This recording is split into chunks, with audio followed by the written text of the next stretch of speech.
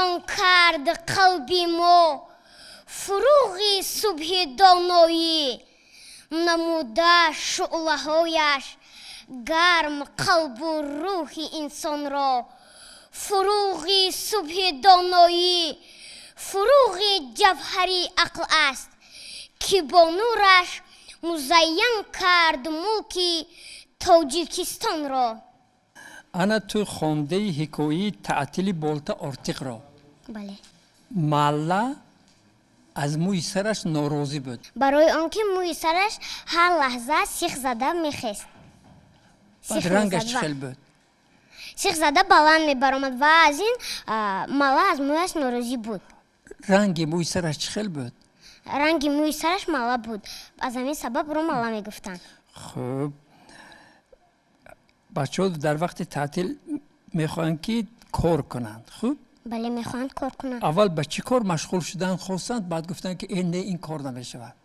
اول آنها میخواستند که گوساله‌بانی کنند. بعد مالا گفت نه گوساله‌بانی نمیشود. وقتی گوساله ها را دویده از درجه شوند بعد صاحب گوساله پولش را از ما میگیرد. آنها باز به خلاصه آمدند که قشقرها را کلان کنند. مالا گفت نه.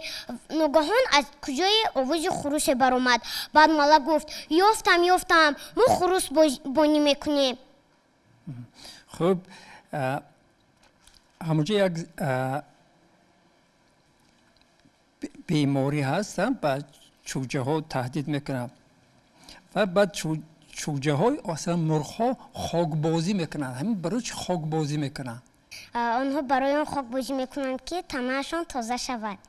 باید خاک نخود تنی آنها رو تازه کنم. من حاضر من برای ما در بیرون خاک بازی کنم. همه میگوید که عزیز رو بینید چه چرکین شد. بعد چرا مرغ ها تازه میشوند؟ درست جواب دادی استادی. جواب تو درست است. مرغ ها تازه میشوند. لیکن آدم ها چرکین میشن. چرا مرغ تازه میشد؟ چی میمورد در بدن مرغ؟ در بدن مرغ کنه میمورد. کنه میموردن، کیک میمورد، شبوشک میمورد. خب آفرین.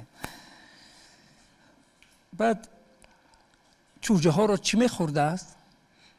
چوجه ها را مور میخورد. مور میخورده است. اون خورپوش را گناهکار کردند که عیب خورپوش نبوده است. نه عیب خورپوش نبود. با بچه ها چی یاری میرساند برای داشتن مور؟ با بچه ها خورپوش یاری میرساند. درست است. پلوان رو هم خوندی؟ نه پلوان را نخوندم. همین عبدالملک بهاری دوی بابام برای چی بابایش دو میگرد؟ در کجا؟ بابایش وقتی که بابایش کماندیر بود. آنها به عسکری رفته بودند. بابایش کماندیر بود. وقتی آنها میرفتند دیدند که چوپان با رمش رفته است و یک برچه در آن طرف ایستاده است. چوپان برچه را ندیده بود. بابایش چی راننده چی بود؟ بابایش راننده همون رئیس همون چی بود؟ بابایش راننده همون تانکاشون بود. بله. بعد برای چی دو میگرد؟ برای آنکه وی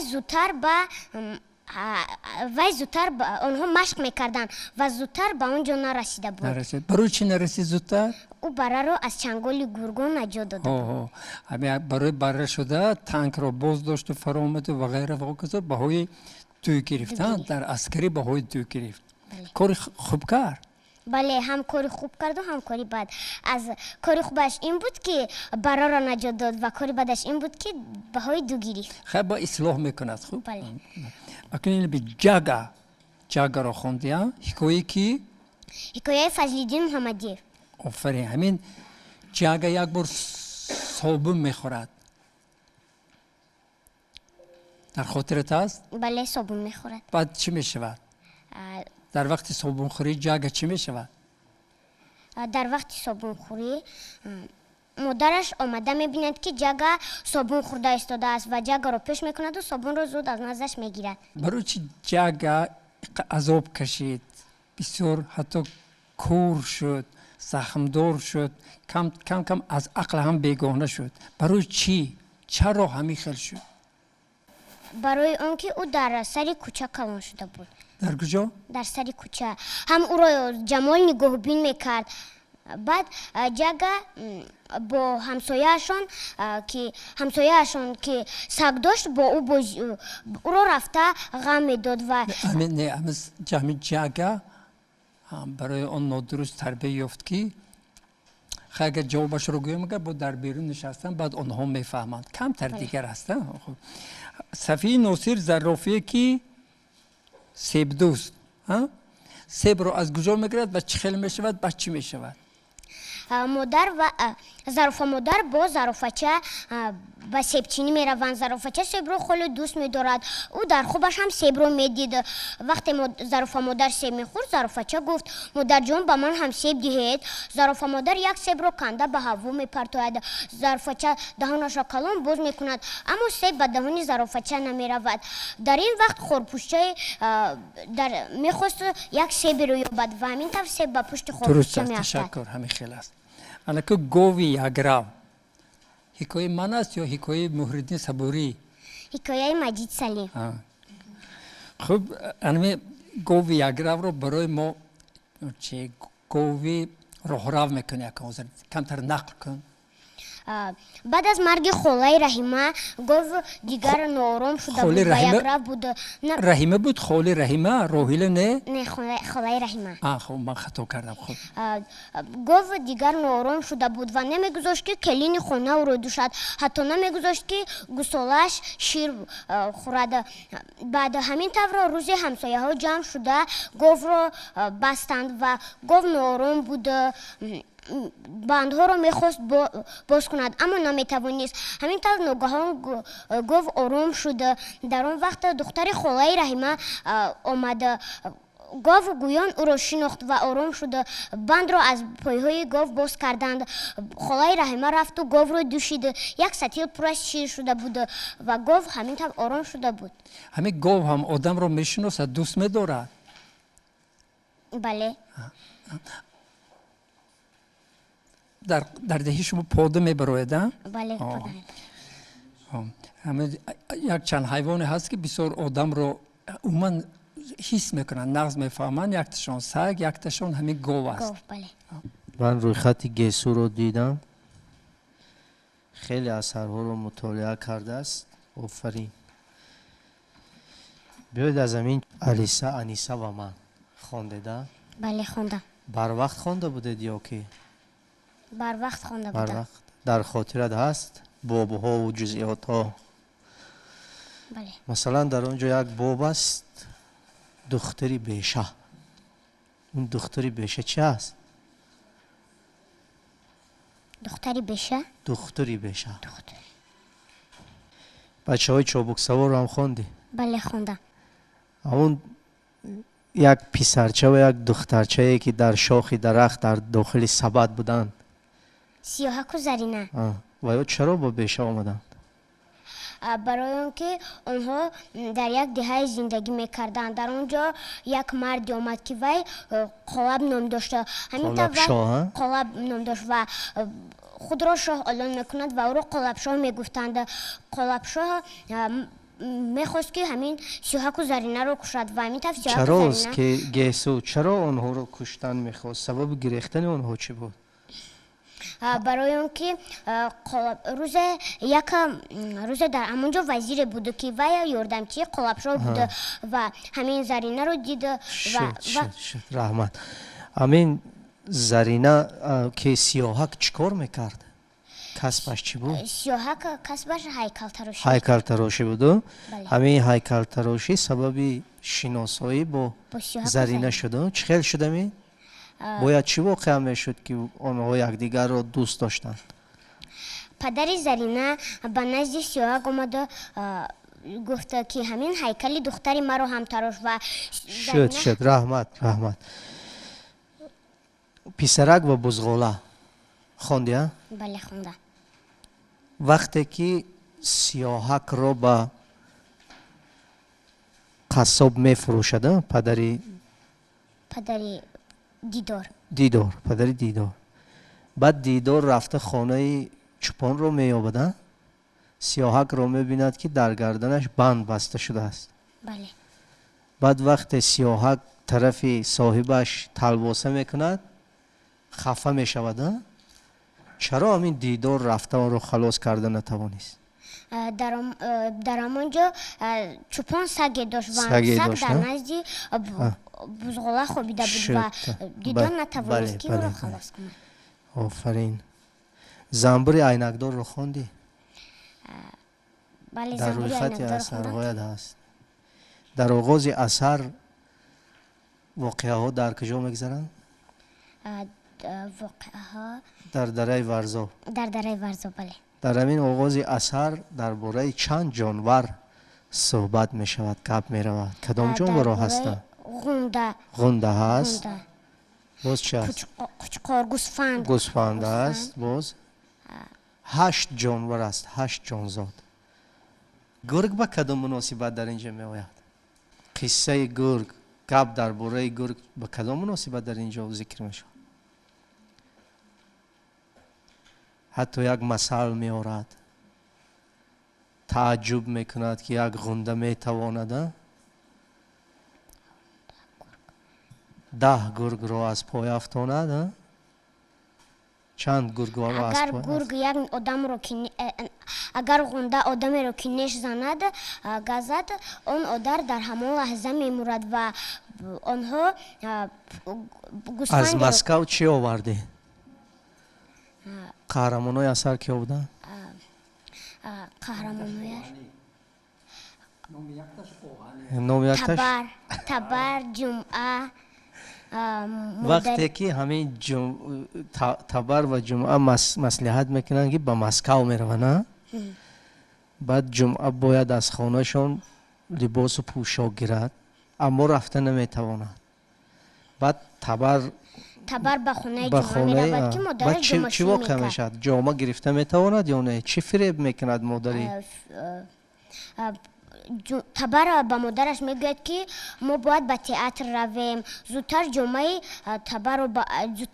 جمعه رو دهید باید به تئاتر رویم وگرنه از تئاتر دیر میمونیم. گرفته میتواند جمعه رو؟ نه نمیتواند.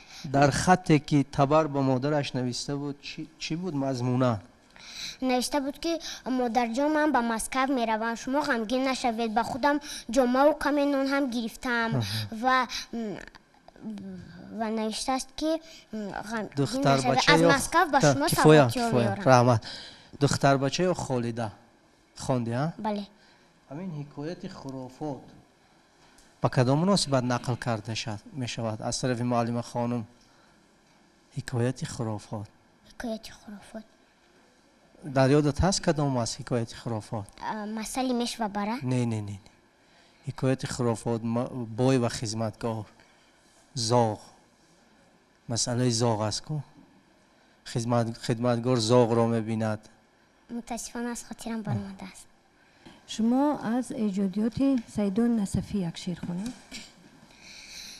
مرغی به بال و پری دیدم دلم آمد به یاد ناله‌ی چغزی شنیدم منزلم آمد به یاد از فریب و وعده های او شدم روزی به مرگ شب همه شب دست و تیغ قاتلم آمد به یاد در تلاش بحر چون گرداب سرگردان شدم حسرت لبهای خشکی ساحلم آمد به یاد سر نزد از کشتزاری عمر من غیر از سپند سوختم چون مزرعه بی حاصلم آمد به یاد. خوب همون بیت مقطع رو هم بگویید. سیدا دیدم دلم افتاده برگی لاله را تیغ نوحق خورده سیدی بسملم آمد به یاد. کمال خوجندی یک غزل خونید. یاری ما سروی بلند است بگویم بلند پس گفتن سخن از بیم رقیبان تا چند دامنش دیر به دستم فتد و حلقه زلف نتوان زود گرفت آهوی مشکل به کمند.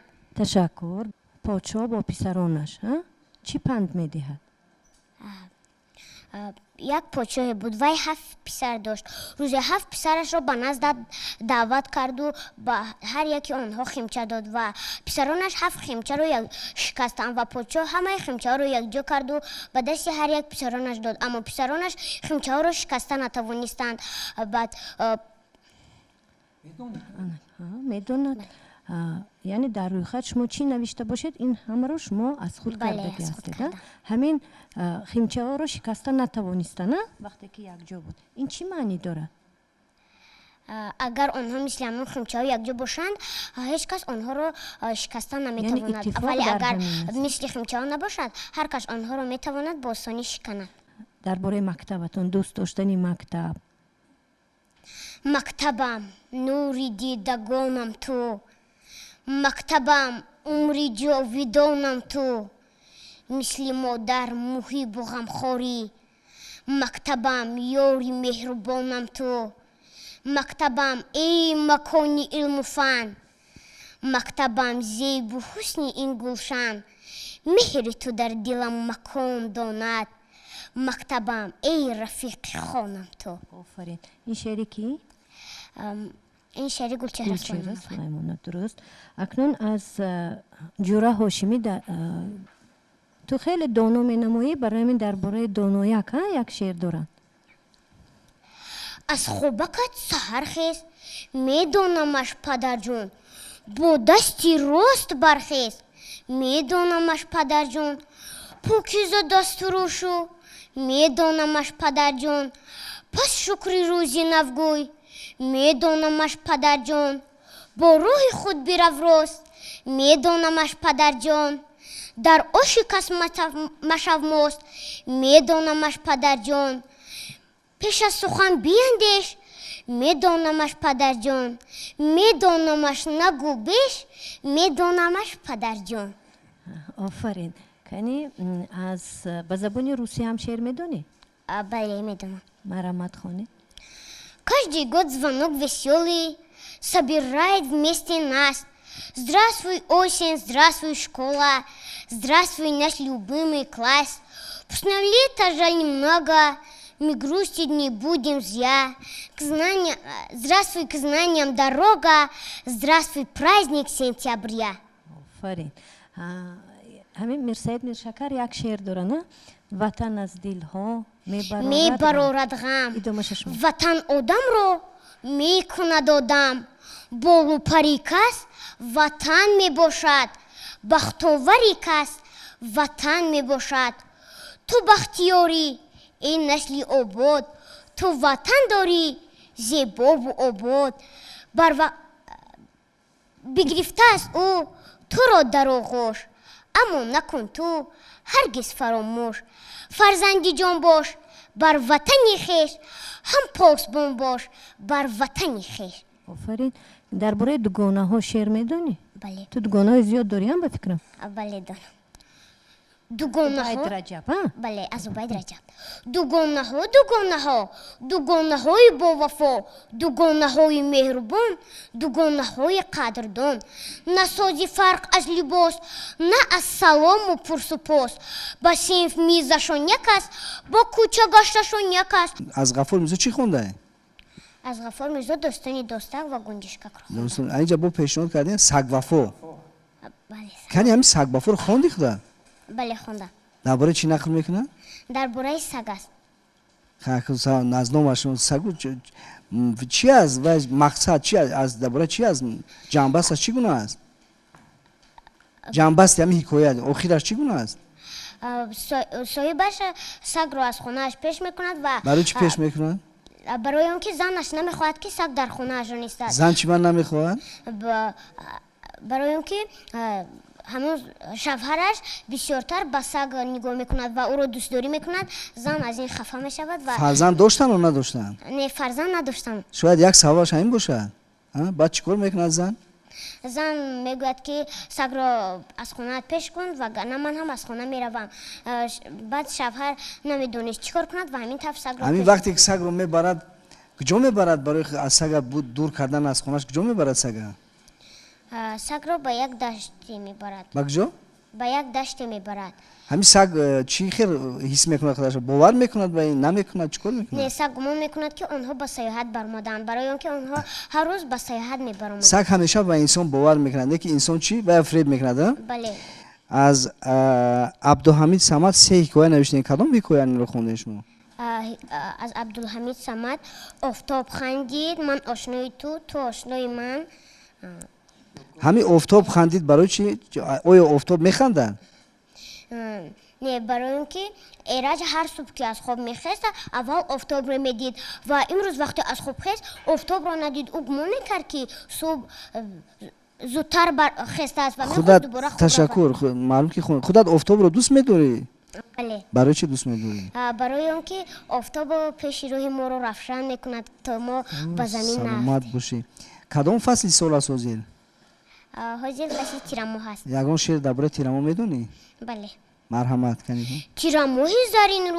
тирамоҳи заринмӯ куҷо рафту куҷо шуд чаро пинҳон зимо шуд ё ҷомаи ӯ тунук ё ки тарсид аз хунук села зиҳар су абрҳо омад пеши ӯ пӯстинҳошон афшонда барфи бисёр болонда ҳафзу ҷубор ях бубаст шохи бед қариб шикаст фасли зимистон омад ба ҳавлимон даромад биё барфбозӣ кунем одамчасозӣ кунем офарин саломат бошем бисёр чистанҳои фаровон овардем биёед ҳамроҳ мехонем чистанҳоро барах баромад якҷо хис бачаҳои каҷпо 5 тоаш пеш мерафт 1 тоаш монда қафо шумораи хисчаҳо аз халкобӣ мерафтанд ҳамагӣ будааст чанд то ҳамагӣ чанд то буданд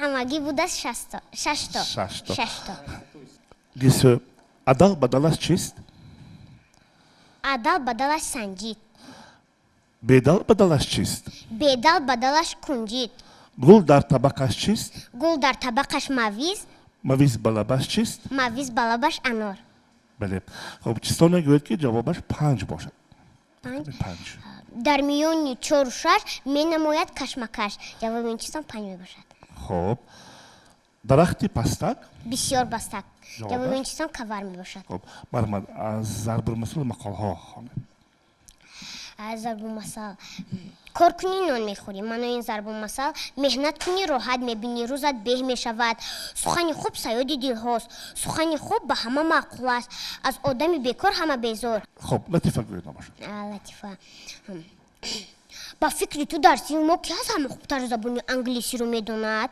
мепурсад пайрав аз сатим ба фикри ман муаллима ҷавоб медиҳад ӯ комиссия аз талабаи мепурсад 1 сентябр кадом рӯз аст рӯзи пӯшокнишондиҳӣ муаллим аз талабаи мепурсад чаро ту танаффусро интизор намешавию дар вақти дарс себ мехӯрӣ талаба ҷавоб медиҳад дар танаффус вақт нест бозӣ кардан дар кор падари сафарҷон ба ҳамсояаш занг мезанаду мегӯяд вазифаи хонагии писаратонро тайёр кардед бале дафтарро фиристед ман рӯйбардор кунам офарин